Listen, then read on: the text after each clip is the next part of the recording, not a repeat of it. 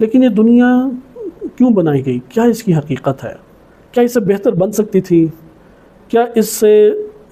بہتر کوئی اور صورت اس کی ہو سکتی؟ تو جہان بینی کے حوالے سے صحیح اور درست تفکر کا مالک نہیں ہے، وہ اگر توحید پرست بھی ہو جائے تب بھی بے دین نکلے گا، وہ دیندار نہیں نکلے گا۔ اگر وہ توحید پرست ہو، نمازی ہو، روزے دار ہو اور ظاہری طور پہ شریعت کا نام لیوا ہو، لیکن اگر اس کی جہان بینی درست نہیں ہے، جہان کے بارے میں اس کا تفکر درست شدت کے ساتھ پیدا ہوتا ہے ایسے ماحول میں، وہ یہ پیدا ہوتا ہے اس کا جواب ہی نہیں ہے۔ یہ تو میں نے کئی افراد سے پوچھا ہے، ان میں سے تو کسی کے پاس اس کا جواب تھا ہی نہیں۔ اب پوچھا بھی کن کے پاس ہے، کن سے ہے کہ جو اس موضوع سے کوئی تعلق اور ربط رکھتے ہی نہیں۔ بسم اللہ الرحمن الرحیم۔ آپ کی خدمت میں آج کے دن جس موضوع کے ساتھ حاضر ہوئے ہیں وہ در حقیقت اس کی بنیاد بعض موضوعات کے اوپر شبہات اور ان کے جوابات کا سلسلہ حل کرنا ہے۔ اس میں آج کے دور میں جو آپ مشکل ابھری ہوئی دیکھ رہے ہیں کہ تمام جہان میں ایک اہم اور بڑی مشکل وہ انحرافی تفکر کا پھیلنا اور اس تفکر کا ایک علمی اور مکتبی انداز میں پیش کرنا ہے، جس کی وجہ سے عوام الناس اور بہت سارے علمی حلقے، حتیٰ کہ مدارس کے پڑھنے والے متعدد ایسے علماء اور طلاب ہیں کہ جو ان سے برے طریقے سے متاثر ہوئے ہیں، اور اس کے نتیجے میں بنیادی ترین توحیدی نظریات یا قیامت سے متعلق مختلف افکار ہیں اس میں مشوش نظر آتے ہیں۔ لہٰذا ماضی میں بھی الحاد اور ایتھیسٹ یا اس طرح کے انحرافی نظریات وہ موجود رہے ہیں، جیسا کہ امام صادق علیہ السلام سے ملنے والے مختلف ایسے مناظرے آج بھی کتب میں موجود ہیں کہ جس میں یہی سوالات اٹھائے گئے کہ جو آج آپ معاشرے میں دیکھتے ہیں، اور ائمہ علیہ السلام نے اس کے بھرپور جوابات بھی دیے۔ ہم اس موضوع کو ایک خاص طریقے سے لے کے چلتے ہیں، چونکہ یہ سارے کے سارے شبہات جو الحاد یا ایتھیسٹ یا اسی طریقے سے دیگر منحرف طبقات اٹھاتے ہیں، ان سب کی بنیادی طور پہ دو اہم نظریات سے متعلق گفتگو بنتی ہے، اور یہ جو ہمارے پاس دو موضوعات ہیں ان کے بارے میں کوئی شخص نہیں ہے کہ جو کوئی نظریہ نہ رکھتا ہو، نظریہ ہر کوئی اس کے بارے میں رکھتا ہے۔ پہلا موضوع ہے کہ اس جہان کے بارے میں اس کا نظریہ، یعنی یہ کائنات کیا ہے، کیوں بنی، اور اس کے اندر یہ سارے کے سارے امور اس طریقے سے کیوں برپا ہیں، یعنی کائنات کے بارے میں آئیڈیالوجی، اس کو جہان بینی بھی کہتے ہیں۔ جو جہان بینی کے حوالے سے صحیح اور درست تفکر کا مالک نہیں ہے، وہ اگر توحید پرست بھی ہو جائے تب بھی بے دین نکلے گا، وہ دیندار نہیں نکلے گا۔ اگر وہ توحید پرست ہو، نمازی ہو، روزے دار ہو اور ظاہری طور پہ شریعت کا نام لیوا ہو، لیکن اگر اس کی جہان بینی درست نہیں ہے، جہان کے بارے میں اس کا تفکر درست نہیں ہے، تو وہ عالم فاضل ہو، طالب علم ہو، یا مسجد اور انجمن یا اس طرح کے دیگر دینی حلقہ جات سے وابستہ ہو، وہ اندر سے دیندار نہیں سامنے برآمد ہوگا۔ نمبر 2، خود انسان کے بارے میں تفکر، جو انسان کے بارے میں صحیح تفکر نہیں رکھتا، صحیح آئیڈیالوجی کا مالک نہیں ہے، وہ چار ناچار وہ دین کے دائرے سے آہستہ آہستہ خارج ہوتا چلا جائے، یعنی دیندار نہیں دکھائی دے گا۔ اس کا دین زیادہ سے زیادہ کیا ہوگا؟ لفظی دین ہوگا،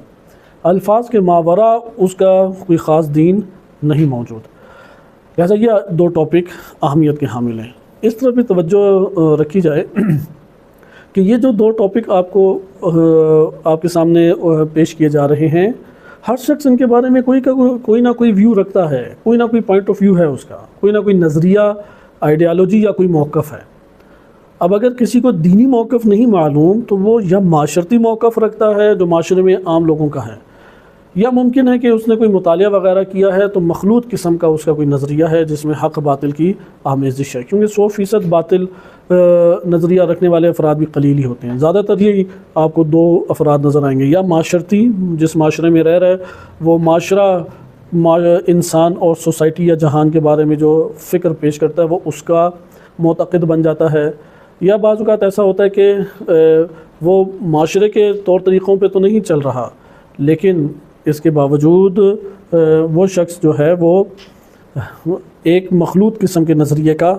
مالک ہو گیا، ایک مخلوط قسم کی آئیڈیالوجی کا مالک ہو گیا جس میں حق اور باطل دونوں کی آمیزش ہے۔ یہ عموماً جو مطالعات غربی افکار کا کرتے ہیں یا علمی دنیا سے وابستہ ہو کے اپنے طور پہ ہی علماء اور جو اہل فکر ہیں ان سے رجوع کیے بغیر یا ڈسکشن کیے بغیر ایک موقف جلد لے لیتے ہیں، وہ اس کا شکار ہو جاتے ہیں۔ لیکن ہم اپنے ان دروس میں جس کو پیش کریں گے وہ فقط اور فقط قرآنی آئیڈیالوجی ہے اس بارے میں، یا اہل بیت علیہ السلام نے جو آئیڈیالوجی پیش کی ہے اس کی طرف ہم آنے کی کوشش کریں گے۔ بقیہ کمپیریزن خود ہمیں کرنا پڑے گا اس دوران کہ آیا یہ قابل قبول ہمارے لیے آئیڈیالوجی ہے یا نہیں۔ اس لیے کسی کے اوپر کوئی ہم آ کے پابندی نہیں لگائیں گے کہ جب قرآن ہم نے کہہ دیا تو اب کوئی اس کے برخلاف سوال ہی نہیں کر سکتا، کیونکہ غور و فکر کر کے سوال ابھارنے کی حد تک کوئی مذائقہ نہیں ہے، سوال کیے جا سکتے ہیں۔ ہاں یہ ہو سکتا ہے کہ بعض اوقات ایسی دقت میں ہم گئے ہیں کہ وہاں پہ ایک سوال ابھارا اور جواب سے مطمئن نہیں ہو رہے، تو یہ دوسری روش آپ نے بہت حساسیت کے ساتھ مد نظر رکھنی ہے، کیونکہ بعض اوقات ایک مسئلہ ایسا پیش آ جاتا ہے جو بہت باریکی کے بعد اس کے پہلے والے مراحل اس کے لیے قبول ہیں، لیکن بعد کے مراحل میں ایک سوال اس کے لیے پیش آیا ہے اور وہ اس سوال کے جواب پر جو اس نے اہل علم سے رجوع کیا ہے یا ہماری آپس میں جو ڈسکشن ہوئی ہے وہ مطمئن نہیں ہوا،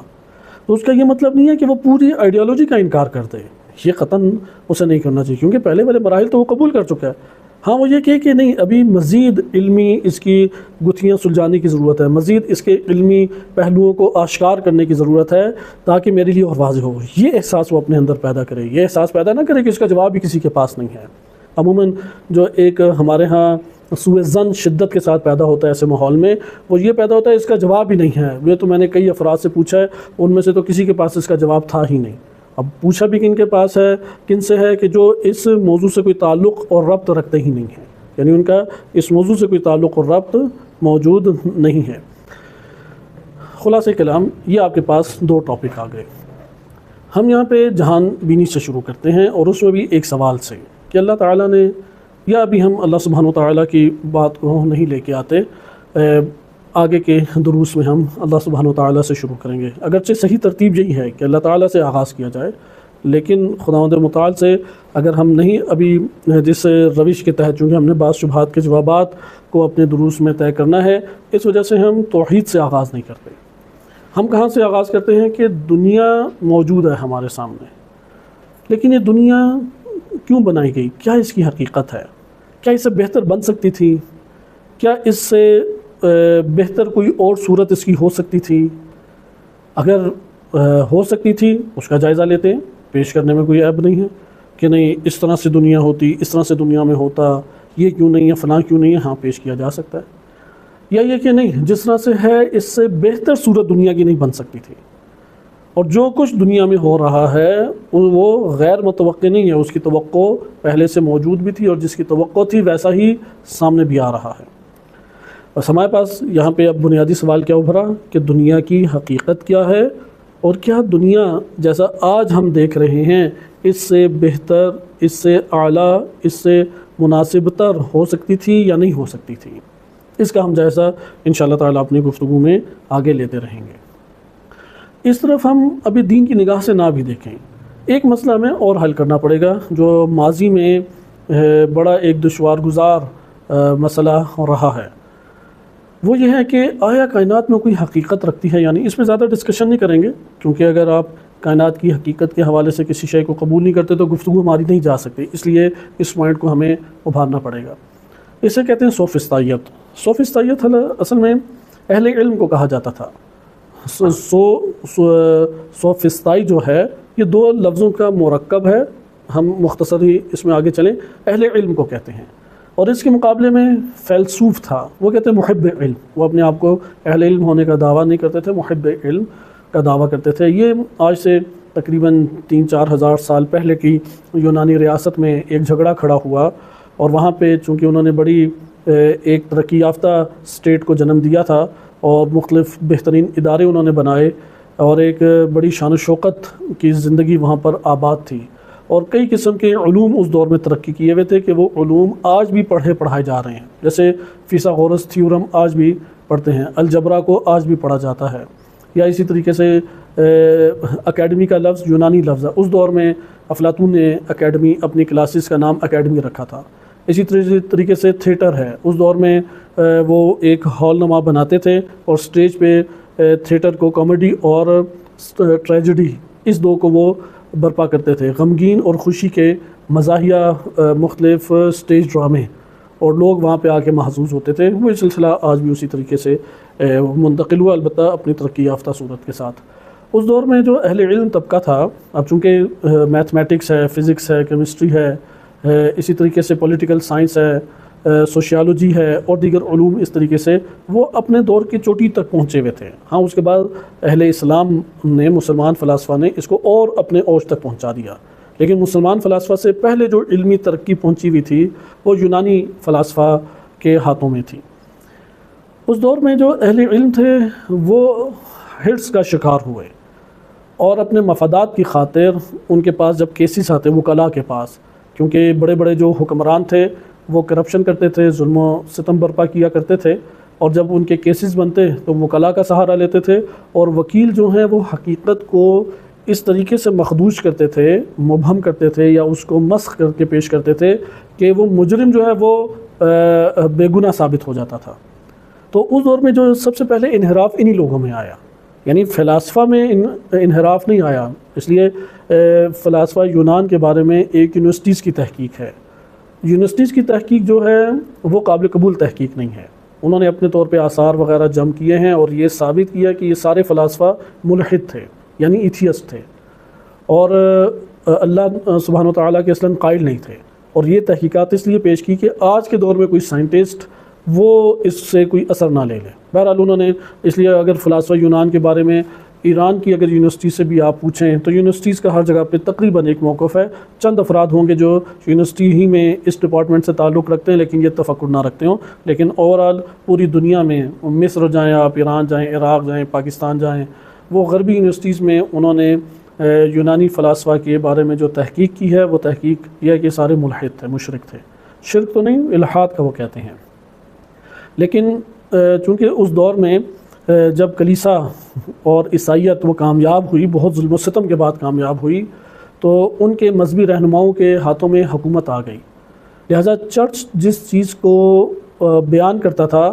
وہ اس دور میں عقیدہ اور مذہب کہلاتا تھا۔ تو چرچ نے جو ان کا نہیں ٹاپک تھا، جو ان کی فیلڈ نہیں تھی، اس کے بارے میں بھی اپنی جاہلانہ آراء پیش کرنا شروع کر دی۔